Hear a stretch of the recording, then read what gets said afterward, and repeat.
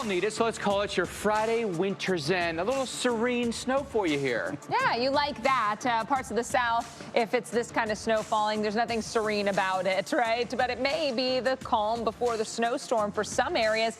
It's a limited snowstorm. It's more lake effect snow events. Alex, let's go ahead and make that plural, okay? Yeah. Snowstorms with a potential nor'easter in there as well. Okay. All right, so that snow could be adding up day after day in many of the same spots that have seen plenty of snow already this week. Yeah, and just in case they need them this weekend, the crews are ready in parts of the South. South Georgia, they're getting the plows prepped and ready to go. They have plows in southern Georgia? They do now.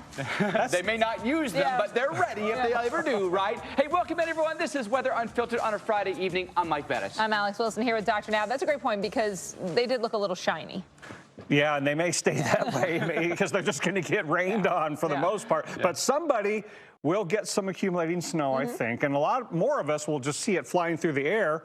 A little bit of novelty. Yeah, it's always fun to see. Honestly, I think that sometimes is the best way for the South because you're like, neat, it's snowing, but it's not going to affect any of your plans. Everyone instantly grabs their phones like, look, it's snowing, it's snowing. And yeah, there's a novelty to it, but if it doesn't cause any headaches, that's cool. Like we've been saying, if it's going to be that cold, and it is going to be cold, it might as well snow. Give us some snow. All right, other places that are going to be awfully cold. South Florida, where I am incredibly overdressed, or maybe not. It has been cool across sections of even the southernmost point of the Sunshine State, to the point that we had the falling iguanas. Yeah, not below freezing, but still plenty frosty in a lot of these spots. Now, the average low in Miami this time of year is in the low 60s. We're going to be close to that on Saturday morning, a little above the mark on Sunday morning, but once again, Monday morning, expect those lows into the 40s. I mean, barely, but still in the 40s. You're going to be feeling that chill back to the mid 50s on Tuesday morning. So slightly below average, but, still a little bit below the mark.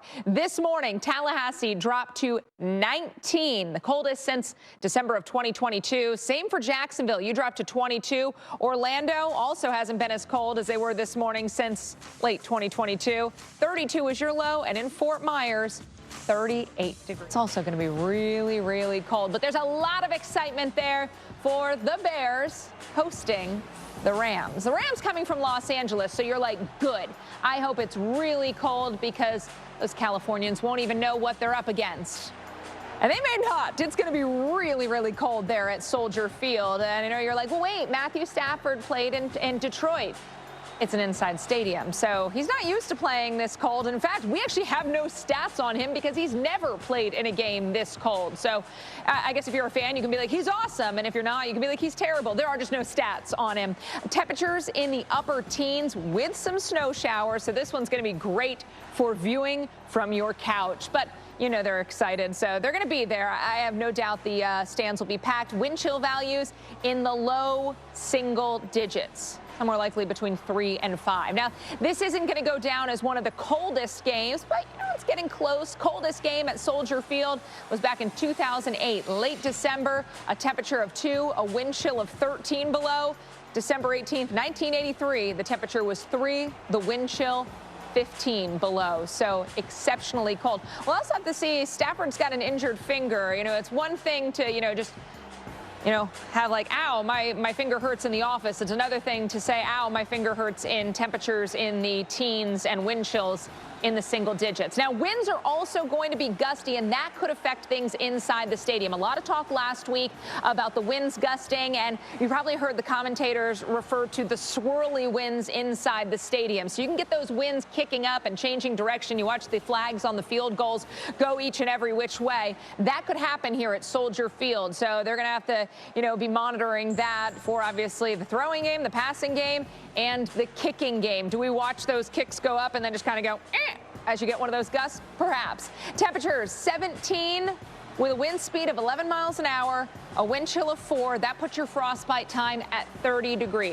minutes. I know a lot of you like to go shirtless and be crazy to get on TV, but please do keep that in mind. That is it's not a super long frostbite time, so bundle up. Now, if you are watching the game in Los Angeles, you're like, shucks, I couldn't get tickets to fly to Chicago. May not be super disappointed, Mike. Morning clouds, afternoon sun there in LA, 81 degrees. You're going to watch this as like an outdoor sports bar in Chicago. Hopefully you're celebrating from your couch. 17, right? I got to tell you, like a little tiki bar somewhere there in Southern. Big disasters, especially in the state of Florida recently. And then looking back in time, you know, some of our headliner storms, it feels like tropical is usually at the top of this list. It's the first time in 10 years, 16 through 24, every year had at least $1 billion disaster until 2025. A much needed break after a decade from 2016 to 2025 that was a lot worse than the decade before that. In fact, when you go back, post-Katrina, post-2005, we've got two very different kinds of decades. So if you look at the atmosphere as a whole, is there something that you can look at that says this is why those decades were so impactful? And did we see something this year that changed the math there? Well, I think this year we just got lucky, kind of like we did in a couple of the years in that earlier decade, in the 2006 to 2015, because 2010 was in that earlier decade. It was gangbusters. 2025 and 2010, all those years were very busy. We just got lucky. The other thing is, Mike, that there were two really big El Niños in that earlier decade, 2009, 2015, where it really shut things down. We only had kind of one big El Niño in the last decade. Look at the numbers. I was going to say, does your research then give you hints? Could we be looking at another decadal swing of maybe a lack, or do you think this is a one-off and that just happened to end up that way?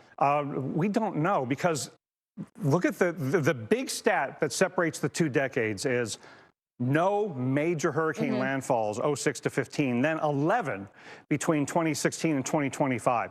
That is a remarkable lull during the active era. I think it was a lot of luck. So I don't think anybody knows, is the bad luck of the last decade going to continue into this next decade? We don't know. But the other thing to remember is we still had major impacts in that 06 to 15 decade, even without Cat 3 major hurricanes. But look at these numbers. It's so different. This more recent decade, 5 times more total damage cost, 4 times as many individual billion-dollar disasters. In that earlier decade, 06 to 15, we only had $7 billion tropical cyclone disasters, and they all happened in 3 years, 08, 11, and 12. All those other years, we got lucky, or we had big El Niños.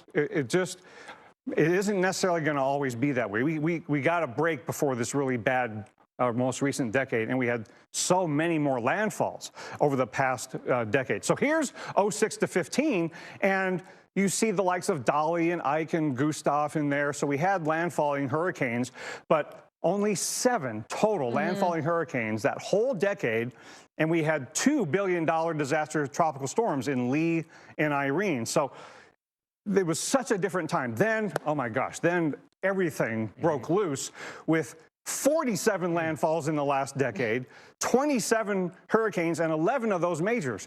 So we went between Wilma in 05 and Harvey in 2017 with no landfalling Cat 3 pluses in the U.S. That kind of good luck was remarkable. Well, we see good fortune this year to kind of be a reset of a year, right? But I want to ask you maybe more of a financial question. How much good does a year like 2025 do for us as a country when it comes to insurance or reinsurance? It enables everybody to fill up their coffers and gives us a chance to go get our insurance redone. So yes, it's definitely a good thing. But when you consider that you can go from a whole decade with 170 billion and then have a year like 2017 where it was twice as expensive as that whole decade in 1 year. In fact, Harvey alone was almost as expensive as that whole decade. But remember though, that Ike and Sandy in that quieter decade, those were top 10 billion-dollar disasters of all time without being. We want you to take a look at the scene here in Vermont. Call it your winter's end, a little serene snow for you this Friday. Maybe the calm before the snow and the rates ramping up, but this is nice and peaceful. Yeah, it's a nice storm, but I think we should be talking about plural storms.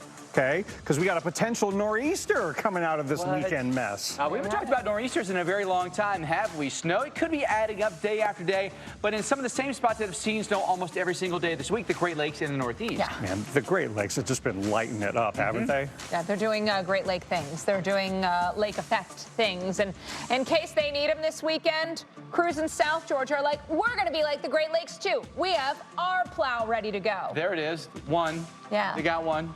They didn't have to name it because there's one. You could You tell. always know which Oh, wait, one nope, it is. there's two. Oh, there's two. They have two. Well, one's orange and one's yellow. Yeah, so they can tell them apart. You wonder if those plows are like 10, 20 years old, but they look as good as new. Yeah. They've just been used. polished. They've never driven through salt ever. Shined them up real nice. Look at that. And it works, too. They're flexing. All right, welcome in, everyone. Of course we kid. This is Weather Unfiltered. I'm Mike Bettis. I'm Alex Wilson here with Dr. Nab. We live in the South, so we know we don't use those plows very much. Well, let's be honest here. We're probably not going to have plowable snow in southern Georgia this weekend. If you want plowable snow, you're going to have to go to the Great Lakes or the Northeast. You may just do it for the video, though. Like to be like, we were prepared. Well, We were out here plowing. Didn't end up plowing my needing to plow. flurries. Yeah. Everybody knows they were on the spot. Now, if it was the other way around, boy, they would catch a lot of flack, wouldn't Absolutely, they? yeah. So they better safe than sorry, I guess. Yeah, and it looks cool. I mean, it's just like, Right. you want to be ready for it. If you're going to be spending any time outside, you need to be ready for Here in it. 2025, there were actually 0 hurricanes that made landfall anywhere in the United States. Yeah, one of the most remarkable lulls in major hurricane Cat 15. And so that left us with that decade difference. The last 10 years compared to the previous 10 years, where we had more than twice as many Cat 1s and 2s come ashore in the last decade, and the 11-0 major landfalls in the U.S. when you include Maria in 2017.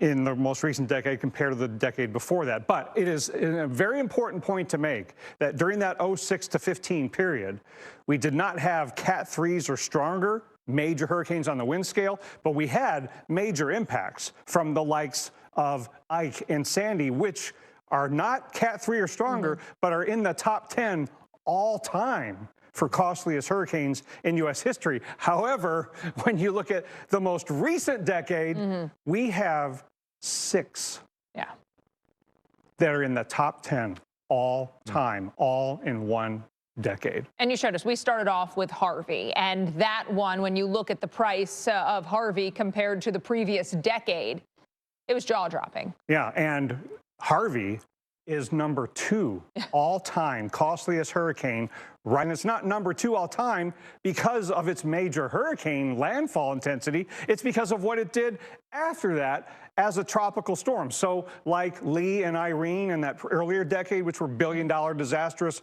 tropical storms, Harvey was mostly a tropical storm, inland flood, billion-dollar disaster. That's number 2 all-time behind Katrina, which is number 1 mostly because of its water impacts. Right. Is there anything that you can point to as to why those 2 decades are so much different?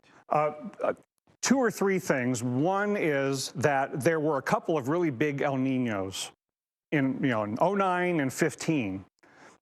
But all the storms recurved. And then there was this inexplicable 2013, 2014 time. It wasn't a big El Nino, and we don't know why those years were so quiet. So a few things contributed, but we're in an active era since 1995. So after that lull in majors between Wilma and Harvey, we knew at some point the majors were going to start coming back, and they came back with a vengeance. And very abruptly, we got the first major hurricane to make landfall since Wilma with Harvey in 2017. And just like that, 2017 alone was twice as expensive as the entire 2006 to 2015 decade. And Harvey alone was about as expensive as that entire previous decade. So you can go from relatively not so bad to the worst ever with one storm. And then we also saw a big uptick in Florida, too. We sure did. We had all of these damaging storms after really talking. Katrina and Harvey, and it's all in the same decade. So, people in Southwest Florida, the Gulf Coast of the peninsula, or even the Panhandle thought, well, the East Coast of Florida for years and years. And so now with this most recent decade, we have the number 2 and 3 costliest hurricanes of all time, and it's by far the costliest decade we've ever had. In 2017, one of the most costly years we've ever had. Fascinating discussion for sure, Dr. Knapp. Thank you. We're back after this. Let's enjoy the moment here in Vermont, the little zen, serene snow for this Friday evening. Yeah, maybe the calm before the bigger snow starts to fall. You know, you got still some visibility here. It's nice right now. Well, that's just one storm. I think we're going to have multiple storms to watch over the next few days, including the southern snow piece evolving into a nor'easter going up the coast, maybe? We haven't talked nor'easters in years, so. It's been a while. Well, we'll see what comes of this one. But you know this, the same places that have had snow are in for more snow. Absolutely. Those lake of favored areas you can see on the map behind us, those are going to be the winners. Now, we're looking at another shot of a plow, and you're like, oh, that's cute. You guys left up the wrong location. There's no way that's a plow in Georgia, but it is.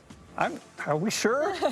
It looks like it's fresh off the factory floor. It probably is. It's probably like 20 years old, though. Yeah. It gets so little use in South Georgia, but there's a touch of snow. Yeah. We'll talk about that. It may not amount to much. Can you plow flurries? I mean, you know, there's flurries flying around. You just go practice. around with the plow, just blowing them out of the way. Practice, right? Yeah, Yeah. you got to remember how to operate the plow. For And it just looks cool. It does. You've got major, you know, if you're out there and you're a dad like plowing, or your mom, you're out there plowing, you're getting props from the kids. I 'Cause volunteer you're a baddie. I volunteer to do the plowing in southern Georgia this weekend. There you go. All right. Dr. Knapp's It doing won't it. take much effort, but I get your point here. Welcome in, everyone. This is Weather Unfiltered. I'm Mike Bettis. I'm Alex Wilson here with our expert, Dr. Knapp. We've been watching really all week. The will it, won't it. Now it appears for most, it probably won't. At least it's probably not going to accumulate Yes, a whole lot. But I think there's going to be the novelty of it. You'll see the flakes. Yeah. Are you going to have something you can make a snowman out of? Nah. Are you going to have something you can plow? Nah. Are you going to have something you even see in the grass? Maybe not. Maybe not. I think you might be well suited to go buy one of those snow cone making machines tonight so you can make your own snowman when you're disappointed and the kids are complaining, how come we can't make a snowman with this? It's times like this you'll be really glad you have mulch. I feel like mulch always gets some light accumulations on it. Yeah. But we have pine straw everywhere. I don't think you can see it as well in pine straw. So go buy a bag of mulch right now, make a little island in your front yard, and that may be covered on Sunday morning. Maybe on your roof, like if you got a dark asphalt shingle roof, maybe. Yeah. Clearly, we are southern snow experts. I know, we're really...